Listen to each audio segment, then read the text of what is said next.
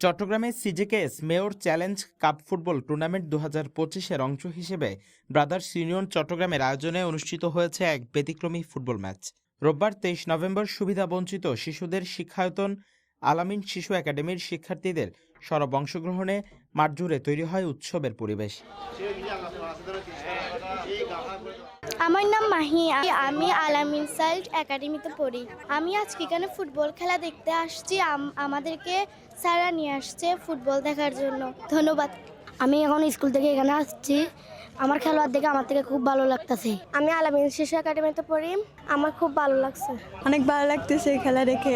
আমি এখানে খেলা দেখতে এসেছি, খেলা দেখে আমার অনেক ভালো লাগছে।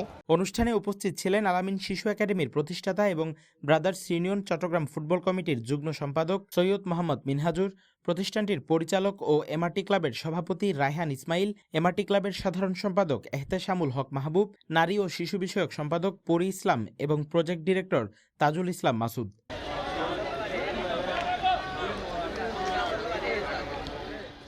আমরা টোটাল 45 জন বাচ্চা নিয়ে এসেছি। আমরা এসেছি আলামিন চাইল্ড একাডেমি থেকে।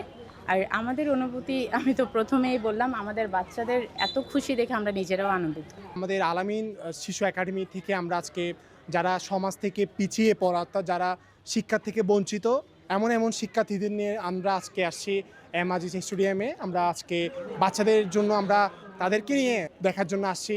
তো আমার নিজেরও অনেক ভালো লাগছে, আমাদের বাচ্চাদেরও ভালো লাগছে। এছাড়াও অংশ নেন আলামিন শিশু একাডেমির শিক্ষক তমাল অনার্য, সালেহা আক্তার, এসডিজি ইউথ ফোরামের সভাপতি নোমানুল্লাহ বাহার এবং একাডেমির সদস্য নূপুর ইসলাম। পুরো অনুষ্ঠানে একাডেমির সকল শিক্ষার্থী উৎসাহ নিয়ে অংশ নেয়।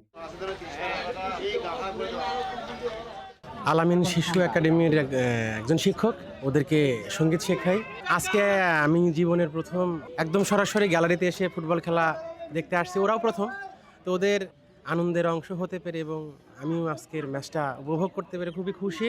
এই আয়োজন শিশুদের জন্য শুধু বিনোদন নয়, বরং তাদের আত্মবিশ্বাস ও সামাজিক অংশগ্রহণ বাড়ানোর একটি কার্যকর প্ল্যাটফর্ম হিসেবে কাজ করছে। মুজতাহিদ হাসান, সিটিজি পোস্ট, চট্টগ্রাম।